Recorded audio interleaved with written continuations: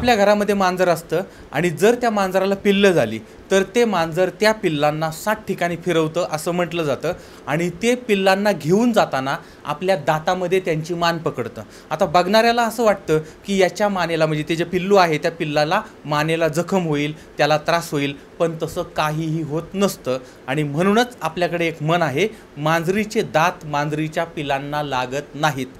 याचा अर्थ असा होतो की कोणतीही आई आपल्या मुलाचं नुकसान होईल असं कोणतंही कृत्य करत नाही।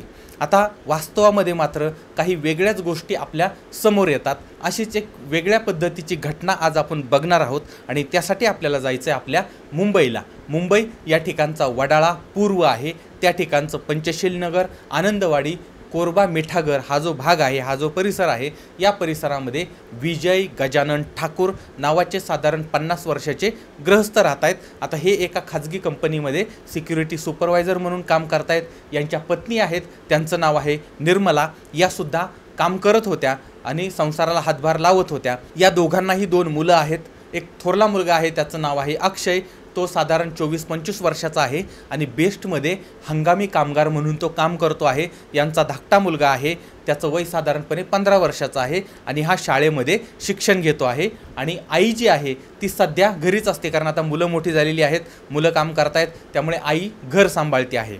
आता तारीख होती 3 जून 2022।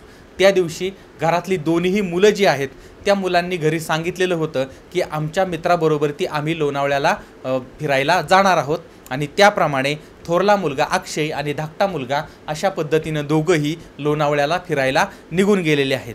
आता संध्याकाळच्या वेळी वडील जे होते विजय, ते सुद्धा कामावरती निघून गेले। आता घरामध्ये फक्त आई होती निर्मला ठाकूर। आता 3 जूनची ती रात्र निघून गेलेली आहे, दुसरा दिवस उजाडलाय। 4 जून 2022चा तो दिवस होता। विजय जे आहेत ते कामावरून घरी आलेले होते। आता त्यांनी बघितलं त्यांची पत्नी जी आहे ती अजूनही झोपलेली आहे, त्यामुळे त्यांनी आपल्या पत्नीला उठवलं नाही आणि त्यांनी स्वतःच त्यांची आवरावरी करायला सुरुवात केली आणि बराच वेळ झाला पण तरीही पत्नी काय अजून उठलेली नाही। त्यामुळे विजय जे आहेत त्यांनी पत्नीला आवाज दिला पण बायकोनं काही प्रतिसाद दिलेला नाही आणि त्यामुळे ते निर्मला यांच्या म्हणजे ज्या झोपल्या होत्या त्यांच्या जवळ गेले आणि त्यांनी त्यांच्या अंगावरील चादर जी आहे ती बाजूला केली, तर त्याखाली त्या चादरीच्या खाली निर्मला यांचा मृतदेह पडलेला होता।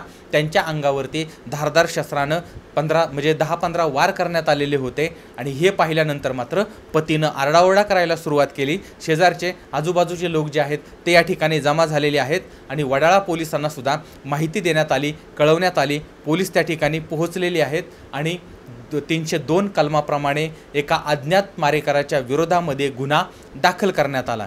आता या सगळ्यामध्ये यांची हत्या कोणी केली, का केली, हे मोठे प्रश्न होते आणि त्या पद्धतीनं तपासाला सुरुवात केली।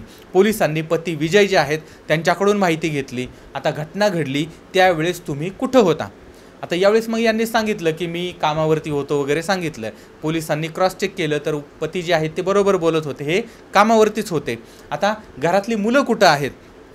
त्यावेळेस 2ही मुलं ही लोणावळ्याला मित्रांबरोबर ती फिरायला गेलेली आहेत ही माहिती मिळाली। आता प्रश्न हा होता की ही हत्या कोणी केली होती? मुलं लोणावळ्याला गेलेली आहेत, पती जे आहेत ते कामावरती होते, मग इथं ह्या व्यक्तीला कोणी मारलं? आता जर समजा चोर घरामध्ये शिरले आणि चोरी करण्याचा प्रयत्न करत होते आणि त्यावेळेस मग यांनी त्या चोरांना विरोध केला आणि म्हणून चोरांनी यांच्यावरती हल्ला केला आणि यांची हत्या केली असं जरी वाटत असलं तरी पण अत्यंत निर्दयीपणे चोर कशाला मारतील? चोरांचा मुख्य उद्देश हा चोरी आहे आणि त्यामुळे त्यांनी चोरी केली असती, निघून गेले असते आणि या ठिकाणी घरात चोरी झाली असं वाटत नव्हतं। त्याचबरोबर ती घरामध्ये मारेकरी जे होते त्यांची फोर्स एंट्रीसुद्धा वाटत नव्हती। आता या सगळ्यावरून एक तर चोरी झाली असं नाही, तर ह्यांचे जे मारेकरी आहेत त्यांना मारण्यासाठी काहीतरी वेगळाच विषय काहीतरी असणार आहे आणि मारेकरी जवळचाच कोणीतरी असणार आहे। आता तो जो मारेकरी आहे त्या मारेकऱ्याचा निर्मला यांच्यावरती प्रचंड राग असला पाहिजे असं सुद्धा दिसत होतं, कारण अत्यंत निर्दयीपणे त्यांच्यावरती चाकू हल्ला करण्यात आलेला होता। पण आता ही जवळची व्यक्ती कोण होते. आता घरामध्ये हत्या झाली हे समजल्यानंतर त्यांची जी मुलं आहेत लोणावळ्याला गेलेली, ती दोनही मुलं घरी आलेली आहेत, रडत रडत आलेली आहेत. आता पोलिसांनी त्यांच्याकडून जबाब घ्यायला सुरुवात केली. आता ज्यावेळेस घटना घडली होती त्यावेळेस तर काही ही दोन मुलं या ठिकाणी नव्हती असं त्यांनी सांगितलेलं होतं. तर पोलिसांनी मग घटनास्थळ जे आहे त्याच्या आजूबाजूला जे काही CCTV लावलेले होते ते CCTV तपासलेले आहेत. आता याच्यामध्ये 3 संशयित या घराकडे येताना दिसत होते आणि या तिघांपैकी 2 जण हे दोघंही सख्खे भाऊ होते, म्हणजे यांची मुलं होती. आता मग पोलिसांनी या दोनही भावांचे CDR काढले, मोबाईल नंबरचे CDR काढले आणि यांचं लोकेशन तपासलं. त्यावेळेस लक्षात आलं की रात्रीच्या वेळी हे दोघंही भाऊ याच घराच्या परिसरामध्ये होते आणि घरी आलेले होते. याचा अर्थ मारेकरी दुसरे तिसरे कोणी नाही तर त्यांचीच दोन्ही मुलं आहेत. त्यानंतर पोलिसांनी या दोनही मुलांची कसून चौकशी केली आणि याच्यामधून मग या हत्येचा उलगडा झालेला आहे. तर आपल्या कोकणामधलं रायगड जिल्हा आहे त्या ठिकाणचा अलिबाग आहे आणि या ठिकाणी राहणारे विजय गजानन ठाकूर. आता हे जे गृहस्थ आहेत ते काही त्यांच्या कामानिमित्त मुंबईला आलेले आहेत. आता त्यांच्याबरोबर त्यांच्या पत्नी निर्मला, 2 मुलं आहेत आणि यांच्याबरोबर हा सगळा संसार चाललेला आहे. थोरला मुलगा अक्षय हा जो होता तो कामाला होता आणि ठाण्यामधलं वर्तकनगर या ठिकाणी कोमल बोईलकर नावाची एक तरुणी आहे, त्या तरुणीबरोबर ती याचे अक्षयचे प्रेमसंबंध होते आणि पाठीमागच्या 3 वर्षापासून ते एकमेकांना ओळखत होते, एकमेकांना डेट करत होते आणि त्यांना लग्न करायचं होतं. आणि अक्षयनं घरामध्ये हे सगळं सांगितलं होतं, तिच्याही घरच्यांना हे माहीत होतं. पण यांच्या घरामध्ये एक वेगळीच समस्या उभी राहिलेली होती.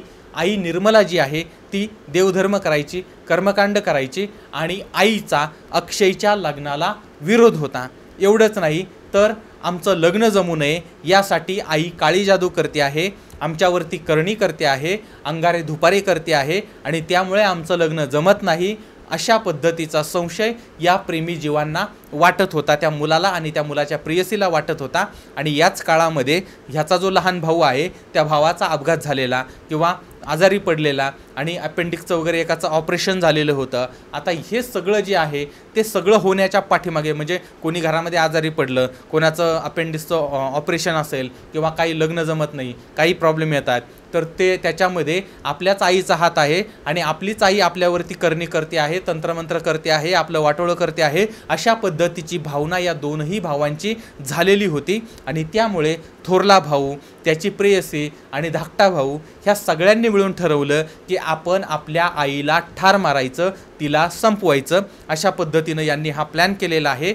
आणि आता आम्ही दोघं भाऊ लोणावळ्याला जाणार आहोत असं त्यांनी त्या दिवशी आईवडिलांना सांगितलं होतं, जेणेकरून हत्या झाल्यानंतर आपल्याला सांगता येईल की बाबा आम्ही या ठिकाणी नव्हतोच. आणि त्या पद्धतीनं मग ह्यांनी आईवडिलांना सांगितलं आहे आणि ते घरातनं बाहेर निघून गेलेले आहेत. मुलं गेली निघून, वडील जे आहेत ते कामावरती गेले आणि नंतर मध्यरात्री ते 2 भाऊ आणि त्या भावाची प्रेयसी कोमल हे या घरी पोहोचले.